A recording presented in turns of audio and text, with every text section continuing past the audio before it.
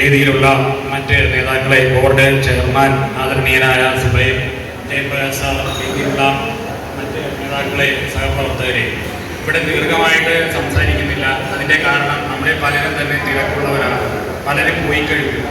വളരെ ചുരുങ്ങിയ വാക്കുകളിൽ ഞാൻ പറഞ്ഞ് അവസാനിപ്പിക്കാം. ഏതായാലും കേരളത്തിലെ ലോട്ടറി ഇപ്പം നമ്മുടെ ബഹുമാനപ്പെട്ട ധനകാര്യമന്ത്രി, അദ്ദേഹത്തിൻ്റെ ഒരു പ്രത്യേകത, ആൾ വളരെ സിമ്പിളാണ്, കാര്യങ്ങൾ നന്നായി പഠിക്കും.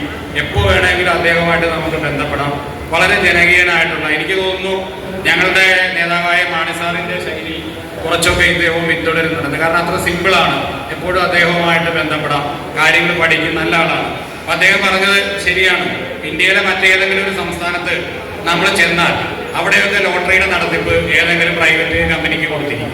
പണ്ട് ഇവിടെ മാർട്ടിൻ വന്ന് നടത്തിയ സെയിം സിസ്റ്റം. അപ്പോൾ അതിലെ ഫസ്റ്റ് പ്രൈസൊക്കെ അടിക്കുന്നത് ആ കമ്പനിക്ക് തന്നെയായിരിക്കും.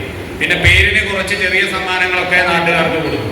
അപ്പൊ കേരള ലോട്ടറിക്ക് ഇപ്പോൾ നമ്മൾ വിൽപ്പനക്കാരാണ്, ഞാനും നിങ്ങളും ഒക്കെ വിൽപ്പനക്കാരാണ്. നമ്മൾ ചിലപ്പോഴൊക്കെ സങ്കടം പറയും, സമ്മാനം കുറവാണ്, അല്ലെങ്കിൽ അങ്ങനെയാണ് ഇങ്ങനെയാണെന്നൊക്കെ പറഞ്ഞാലും അതിനൊക്കെ അപ്പുറത്ത് കേരള ലോട്ടറി നല്ലത് തന്നെയാണ്. ഇവിടെ ഒത്തിരി കുടുംബങ്ങൾ ജീവിക്കുന്നുണ്ട്, ഒത്തിരി പാവപ്പെട്ടവരുടെ ഉപജീവന മാർഗമായിട്ട് ഈ പ്രസ്ഥാനം നിൽക്കുകയാണ്. അപ്പൊ ഈ കേരള ലോട്ടറി ഇത് ജനകീയമായിട്ട് നിൽക്കുമ്പോൾ, ഇത് കേരളത്തിൽ തുടങ്ങിയപ്പോൾ ഈ നാടിന്റെ വികസന പ്രവർത്തനങ്ങൾക്ക് പണം കണ്ടെത്തണം, അതോടൊപ്പം പാർശ്വവൽക്കരിക്കപ്പെട്ട ജനവിഭാഗങ്ങൾക്ക് ഒരു ജീവിത മാർഗവുമാവും. ആ ഉദ്ദേശ ലക്ഷ്യങ്ങൾ നാളിതുവരെയുള്ള കേരള ലോട്ടറിയുടെ പ്രയാണത്തിൽ നമ്മൾ കൈവിടാതെ തന്നെ കാത്തു സൂക്ഷിച്ചിട്ടുണ്ട്.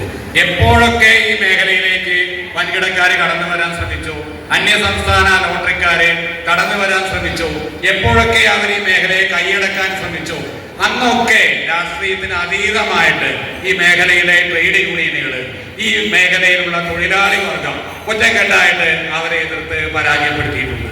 നമ്മളത് വീണ്ടും ആവർത്തിക്കുന്നു. കേരള ലോട്ടറിയെ കണ്ണിലെ കൃഷ്ണമണി പോലെ തന്നെ നമ്മൾ കാത്തു സൂക്ഷിക്കും. പിന്നെ ഇവിടെ നമുക്ക് ഉള്ളൊരു വിഷയം, ഞാൻ അതിലേക്കൊന്നും പോവില്ല, സമയം വൈകി.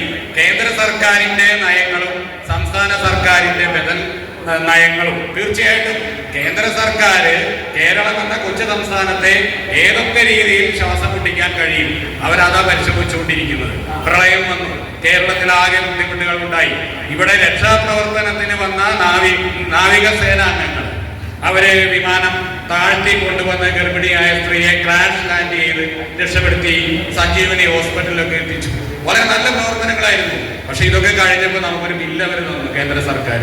ഈ സൈന്യം വന്ന് ഇവിടെ ചെയ്ത എല്ലാ പ്രവർത്തനങ്ങൾക്കും സേവനമല്ലായിരുന്നു, അതിന് മുഴുവനും അവർ കാശ് വാങ്ങിച്ചു. അതുപോലെ എല്ലാ പ്രവർത്തനങ്ങളിലും ഇപ്പൊ അവര് ഭരിക്കുന്ന BJP ഭരിക്കുന്ന സംസ്ഥാനങ്ങളിലേക്ക് ഫണ്ട് വാരി കോരി നൽകുമ്പോൾ അർഹതപ്പെട്ട വിഹിതം പോലും കേരളത്തിന് കിട്ടുന്നില്ല. ഇപ്പൊ വയനാട്ടില് ഉരുൾപൊട്ടി, നമുക്ക് എന്തെങ്കിലും സഹായം അവർ തന്നോ? കോടതി തന്നെ ഇടപെട്ടു, ഇത് ശരിയല്ല, കേരളത്തിന് അർഹതപ്പെട്ട സഹായം കൊടുക്കണമെന്ന്. അങ്ങനെ കേന്ദ്രത്തിന്റെ രാഷ്ട്രീയ വിവേചനവും അവഗണനയും അതിജീവിച്ചാണ് നമ്മൾ ഈ സംസ്ഥാനത്ത് വികസനത്തിന്റെ പുതിയ അധ്യായം സൃഷ്ടിച്ചത്. ലോട്ടറി മാത്രമല്ല, എല്ലാ സംഘടിത തൊഴിലാളി വർഗങ്ങളെയും തൊഴിലാളി വർഗത്തിന്റെ ഹൃദയത്തോട് ചേർന്ന് നമ്മൾ അവർക്ക് സാമൂഹ്യക്ഷേമ പെൻഷൻ, ഇന്ത്യയിൽ മറ്റൊരു സംസ്ഥാനത്തും ഇതൊന്നുമില്ല.